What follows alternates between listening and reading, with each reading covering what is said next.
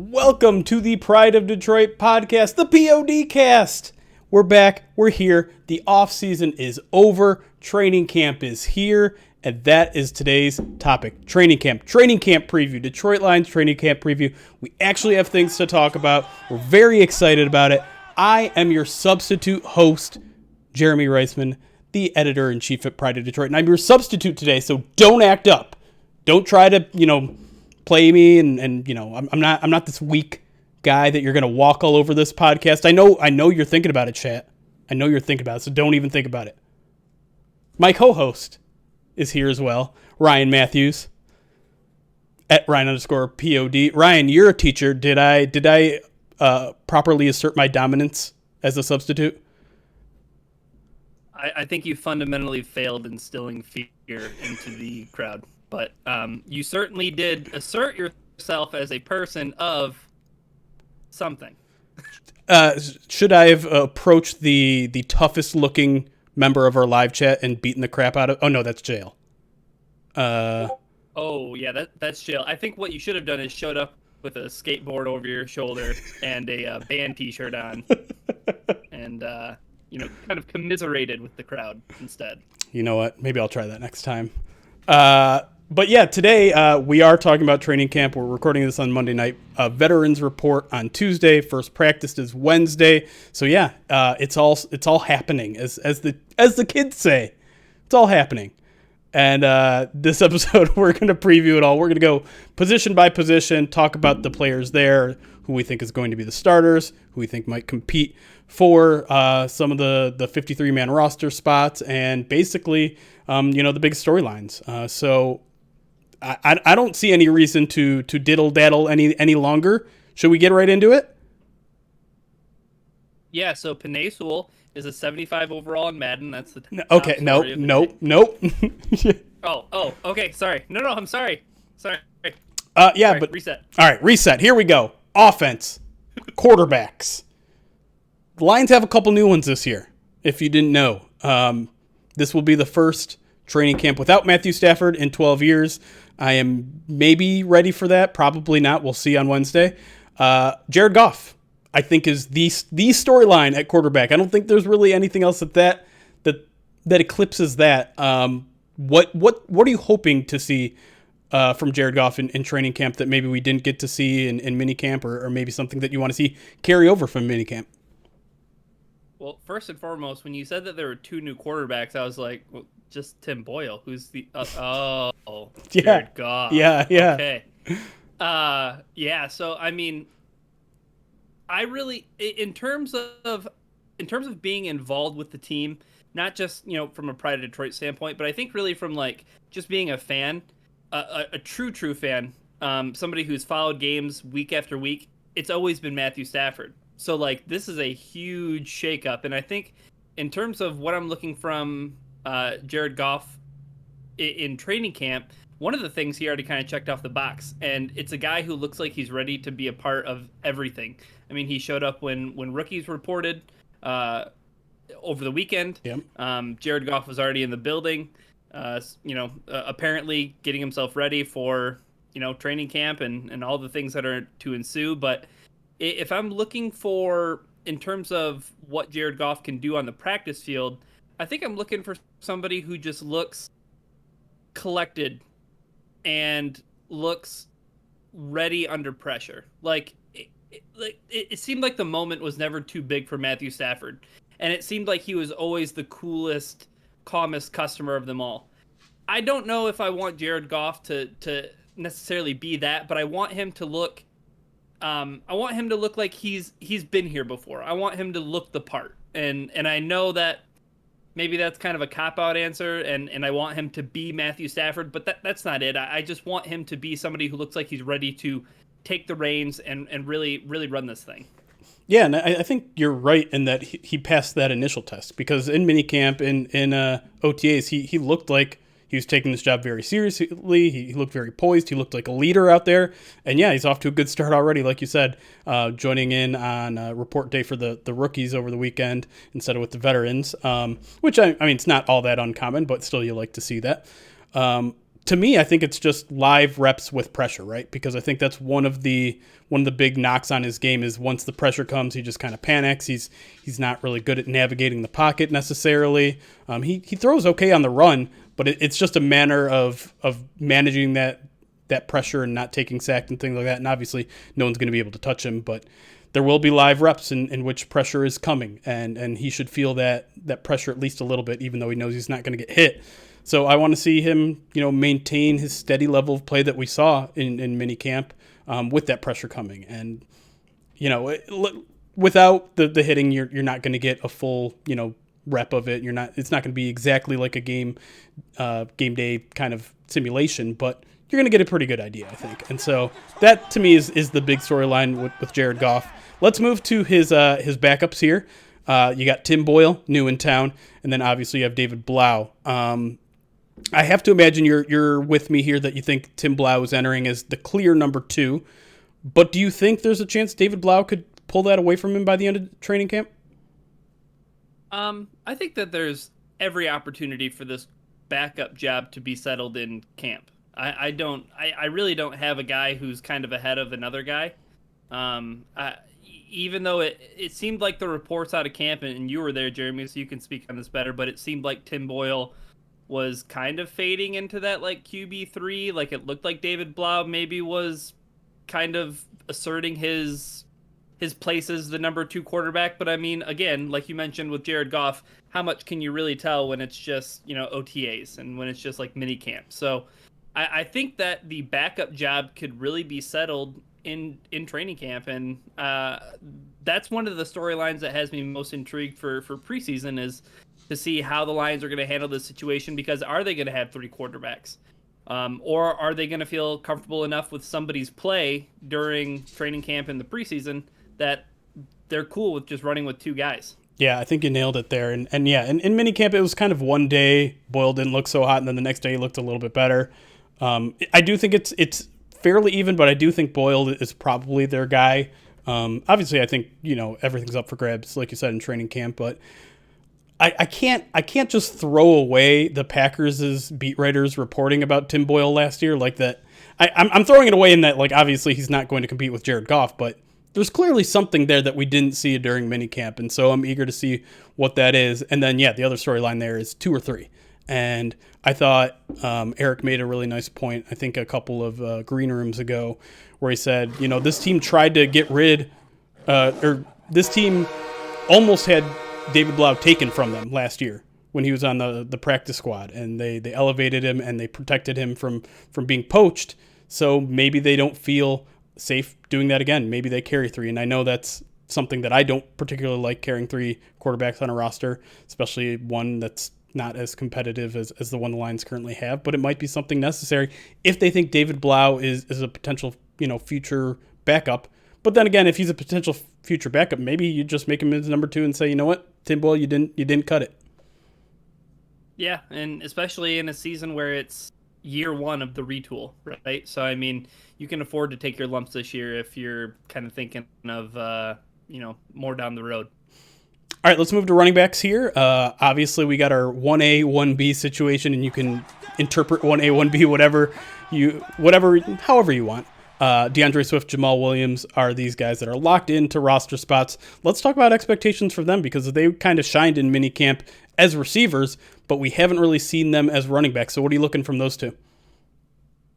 Yeah, out of both those guys, I think I just want to see consistency, and I want to see those guys doing the things that we are kind of envisioning for them. And what I mean by that is hopefully it's some split backfield. Hopefully it's some 22 personnel. Hopefully it's, both of them lining up in the backfield. And, whether or not they're going to show too much of what they're actually going to do on offense in training camp, probably limited.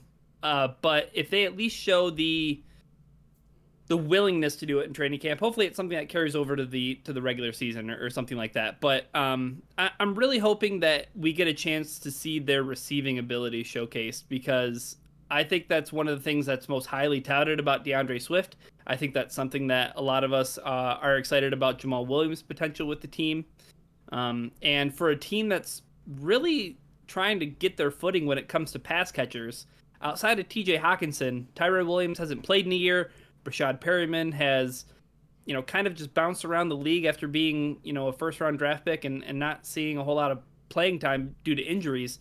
This team is really hurting for pass catchers, and I think that they're going to rely on the running back room to do that a lot. So I want to see some consistency in terms of hands, in terms of route running, in terms of being able to create separation from the running backs, which seems a little strange, but I don't really have a whole lot of reservations about their ability to run the football, especially with this offensive line, and I know we'll get to them a little bit later, but that's something that I would be really interested to see from both those guys in training camp. Yeah, and it kind of becomes a complicated analysis because if they're creating separation against the Lions linebackers, well, it's also the Lions linebackers.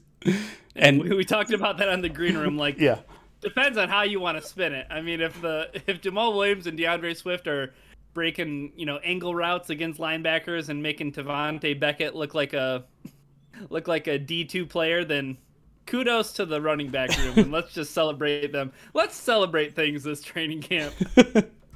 Yeah, and I mean, I think that's why, I'm intrigued of what the running game is going to look like, almost more so in usage than success. Because again, yes, the pads are going to be coming on, but there's not going to be a lot of live tackling, so we don't really know how the running backs are going to perform in terms of, breaking tackles and that sort of thing. So I'm just kind of more interested about usage and, is going to be drive by drive. DeAndre Swift gets a drive, Jamal Williams gets a drive. Is it Jamal Williams gets more carries towards the red zone and goal line potentially? Are we, like you said, are we going to get some of those two back sets? I mean, I would love it, but I feel like we've been banging the door for that for a long time, and I don't know if we're ever going to get it. But to me, yeah, I think it's just usage. Is there a chance that Jamal Williams is potentially the RB1? I don't really think that's going to be the case. I think you'll see DeAndre Swift come out with the first team most of the time, but it might be a close, like we've been saying all offseason, this might be closer to a 50-50 split than some people are thinking. So usage to me is more important because I think we know who Jamal Williams is. We have a pretty good idea of who DeAndre Swift is. I just want to see what the plans are for them, and maybe we don't get much of an answer during training camp. Maybe we do, but that's what I'm going to be trying to focus on, I think. Yeah, and I think that's probably something you're going to keep a close eye on in terms of how many reps is, one guy getting with the ones versus, the other guy with the ones. So that is one thing that you can track and actually have some tangible data going with into the actual games. Yeah. Yeah, and then the other storyline in the backfield there is just who's RB3. You got Jamar Jefferson, 7th round pick, and Dedrick Mills, undrafted rookie, and then Michael Warren, 2nd. Added a couple weeks ago, and maybe a mystery man with that 90th spot on the roster, maybe a Todd Gurley. Is there any particular guy of that trio that you're interested in seeing, or do you think the Lions eventually add a guy like Todd Gurley to kind of just take over that RB3 job and eliminate the drama there? Maybe not to eliminate the drama completely. I mean, it is a young backfield. Jamal Williams is 25. DeAndre Swift is younger than that, just coming into his 2nd NFL season. So there's a lot of youth. And then obviously drafting Jamar Jefferson, who I think is probably as close to a lock as a bubble guy can be, just because of the necessity there with 2 running backs. And, the other running backs are clearly behind him in terms of Dedrick Mills and Michael Warren. But I'm intrigued to see what Jamar Jefferson has. Obviously, the team took him in the 7th round. They could have, selected another player and maybe pursued him as a UDFA, but they decided to take him with that pick. And I know Jamar Jefferson is kind of coming here with a little bit of a chip on his shoulder because he thought he should have been drafted in the 4th or 5th round himself. So I am intrigued to see what kind of skill set Jefferson adds to this backfield that everybody's already kind of head over heels for both Jamal Williams and DeAndre Swift. So I think whatever wrinkle Jamar Jefferson adds to this lineup is going to be something interesting. All right, let's move on to wide receivers here. Let's start with the roster locks. Let's call them Tyrell Williams, Brashad Perriman, Amon-Ra St. Brown. Those are your 3 guys, probably your 3 starters, but not necessarily.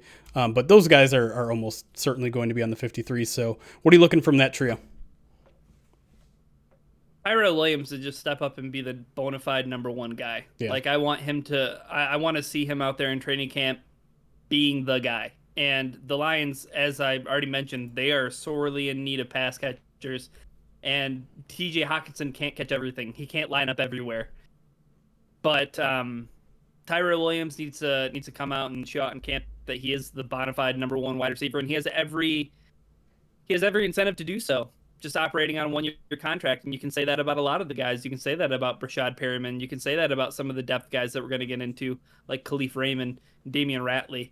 Some of these other, they're going to play different roles. They're going to fit differently into the scheme. But I think Tyrell Williams needs to be that number one target who can carve himself out a nice role where maybe he goes out and catches, 55 to 65 passes in 2021. Yeah, and I'm kind of along the same lines there. Like I'm just looking for a guy that can develop some chemistry with Jared Goff, because we didn't really see anyone kind of. I mean, we saw a couple of miscommunications in minicamp, and of course that's supposed to be expected for a new quarterback and a new wide receiving core and a new offensive system. Like all this stuff is new, so it's going to take time. So I'm hoping to see something develop eventually, and we know Jared Goff has taken some of these guys out in California, done some off-season workouts. Maybe we see some of that chemistry right away. Maybe it takes a preseason game or two. I don't care if it's Tyrell Williams or Brashad Perriman or Amon-Ra St. Brown. I want someone to establish themselves as someone that Jared Goff trusts, because when we looked at minicamp, when we looked at OTAs, that man was TJ Hawkinson and nobody else. Yeah. Yeah. And you know what? As far as expectations go, I have Tyrell Williams like in pencil as the number one wide receiver of this class, where he's going to be the guy that eventually develops, as you mentioned, kind of somewhat of a repertoire, a rapport with Jared Goff in terms of chemistry and things like that. But I think he's like the bona fide number one X receiver.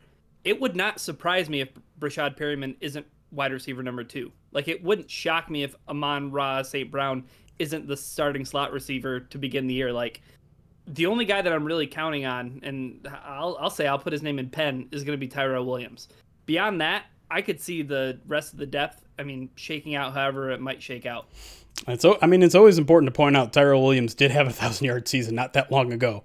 And so, yeah, I think I'm with you that he's the most likely candidate. But again, I don't care who it is. I need to see some sort of chemistry there.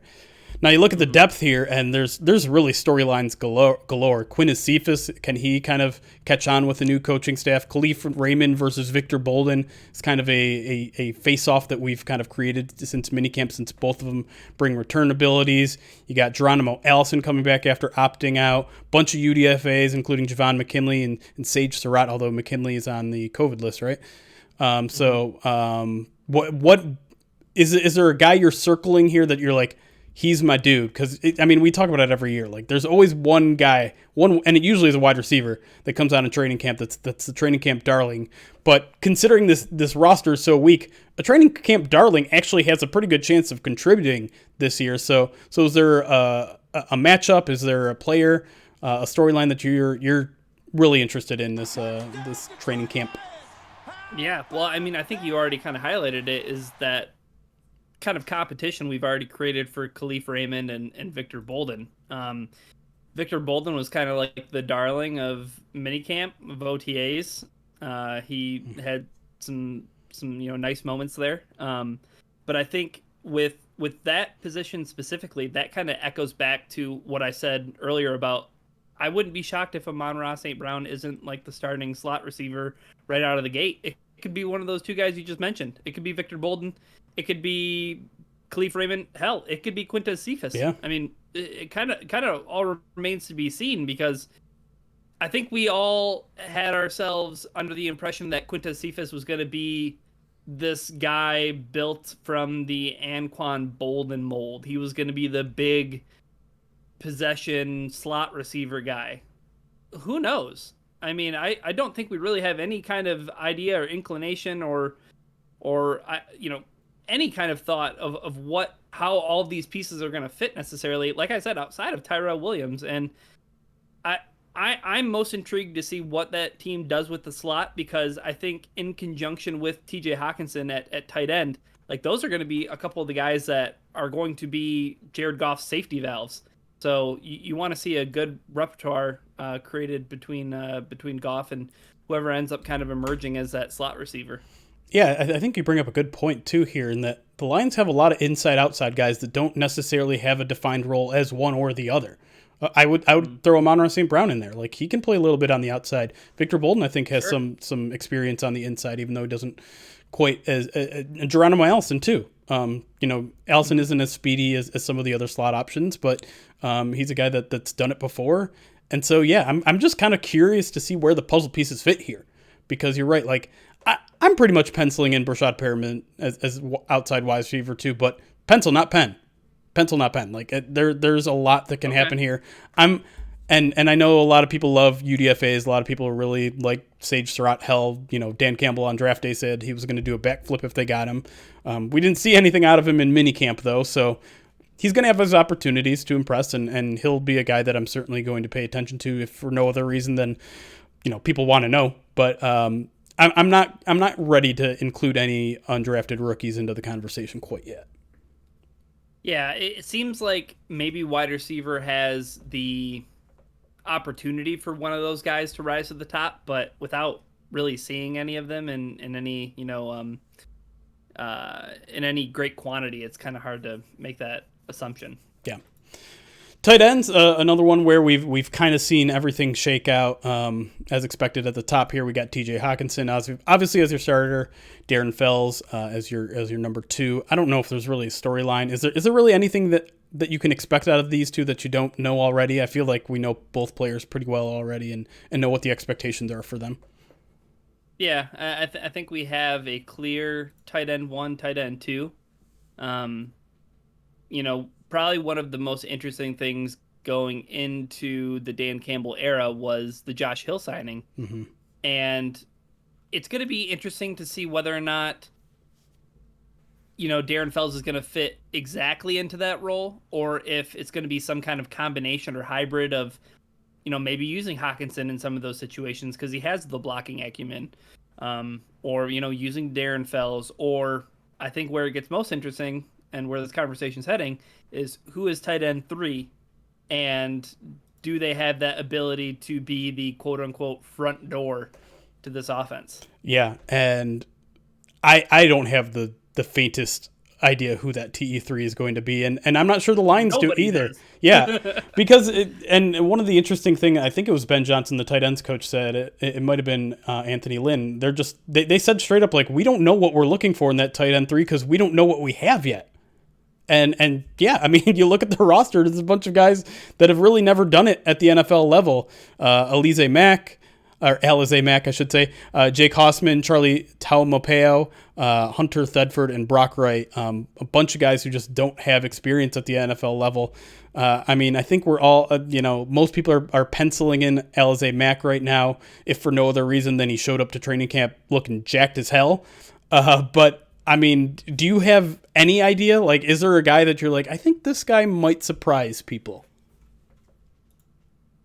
No, I don't. Yeah. Because, I mean, how much do we really know these guys from the next? It's something that's truly going to be decided during training camp. I think what a more interesting discussion is will there be a tight end 4? Yeah. I feel like I doubt it just because there's so much unproven here. You can almost certainly stash at least 1, maybe 2 on the practice squad this year. And I don't think any of these guys are getting poached. So I feel like that would be not the greatest use of a roster spot. But then again, like if this roster, if this scheme is going to be tight end heavy and we're going to see a lot of 2 tight end sets, maybe you're going to want to carry 4 into game day just in case. Or maybe one of these guys ends up being an H-back and then you don't need a fullback. So, we didn't really talk too much about, whether Jason Kabinda is going to be part of the team or not. But, there's a chance maybe like Jake Hossman. He's a really interesting guy at Ohio State. Great blocker. Doesn't really bring much as a receiver, though. But if he can be that H-back as well, like suddenly that's kind of 2 roles. It's not the typical 2 roles of a tight end, being a blocker and a receiver, but it's 2 roles. And that sort of versatility might be enough to stick out in training camp. Something about Dan Campbell just makes me think that he's going to have a fullback on his roster. So that's why we didn't talk about Jason Kabinda. I feel like his spot is safe. Fair enough. I mean, unopposed at this point, but again, I think the H-back conversation is one at least keeping in mind, seeing if they do that at all in training camp. Let's do the offensive line separate between tackles and guard centers.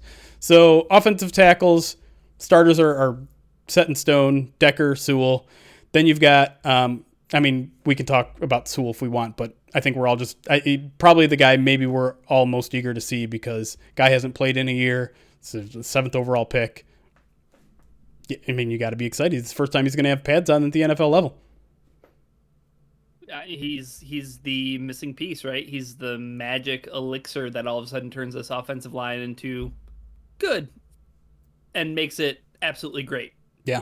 So I think that's where the expectations for this offensive line have really shot off is with the addition of Penei Sewell. So I think you're stacked there. You have your left tackle in Taylor Decker, your right tackle in Penei Sewell, but then you start looking at some of the depth and, Tyrell Crosby, whether or not he's going to, remain a Detroit Lion, with all the talk about a potential trade this offseason. And then Matt Nelson, Dan Skipper, Darren Paolo.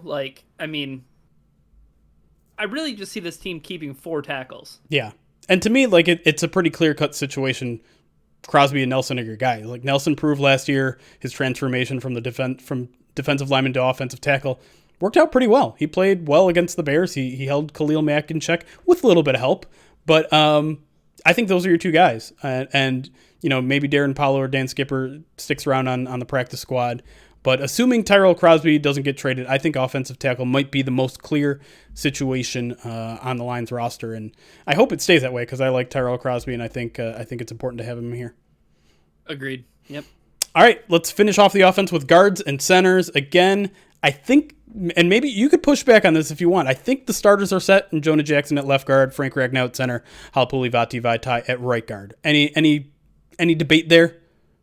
No, I think it just comes from me being on the Vaitai train. Mm-hmm. I have all my stuff packed in a bag and I'm ready to jump off it at any point. But I truly think that with all the things that we saw go wrong with Vaitai last year, it was primarily injuries, and injuries were the thing that really hampered him last season. So I think being healthy, coming back, knowing what role you're even playing to begin with. I mean, he came to Detroit and he was going to be the right tackle, and then injuries forced him inside. And I mean, for a guy who knows what he is expected of, I think that's going to do wonders for his game. So I think Vaitai at guard, obviously Ragnow's one of the best centers in the league, and Jonah Jackson is hopefully an ascending player who is able to, capitalize on a decent first year and really take that next step to being a good player. Yeah, and I think that Jonah Jackson storyline is being a little undersold right now. We've talked plenty about Halapuli Vaitai, and yeah, he's going to draw a lot of attention because he didn't play well last year. But Jonah Jackson, right. I mean, if this offensive line is going to be as good as some people are hyping them up to be, Jonah Jackson needs to make a significant step. He does, and he's right in the middle of 2 really, really good players, so that's going to work in his favor. He's got the rookie jitters behind him. He's set up in a really, really good way, and if he's going to be this team's left guard for the future, he needs to be more than just okay this year. He needs to be good, if not great. That's not too high expectations for him, right? I don't think so either. I mean, are you there with me in the sense that I think people kind of overplayed how well Jonah Jackson played a season ago? I mean, there were plays that really made you look at him and be like, this is the dude. And then there were it just didn't happen, consistently enough. And I'm willing to shake that off as, it's a rookie season. You're figuring things out. But yeah, he needs to be more being an offensive lineman is all about consistency. You can have 10 good plays in a row, but if you have one really bad play and your quarterback gets sacked and fumbles the ball, that's the only one people are going to remember, and rightfully so, because it's the one that cost your team. Exactly. Yeah. So, but I think the interior in terms of the starters and where they're going to be playing are all set. And then it gets really interesting when it gets to the depth, because you start looking at guys from like the previous regime. How does Logan Stenberg fit in? Does he even fit in? You have UDFAs like Tommy Kramer and Drake Jackson, and Evan Heim, and then Evan Brown. So, I mean, it's going to be one of the subplots, I think, to training camp is going to be which of these guys has positional versatility to play guard and center. Yeah. And I think that guy immediately shoots up the ranks, because this team really doesn't have a backup center. Yeah, it's a good point.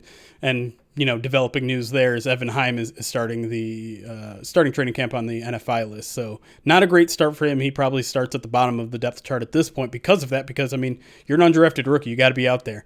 And that's, unfortunate situation for him. But yeah, like, we've talked about it several times this offseason. The depth at guard is not particularly promising at this point, and I think Logan Stenberg, like you said, is maybe one of the more intriguing stories there. Other than that, you have a bunch of kind of untested guys outside of Evan Brown, who played a little bit of center towards the end of last year, so he might have a leg up in that competition as well. But a lot to be worked out there, I think, in training camp this season. Oh, yeah.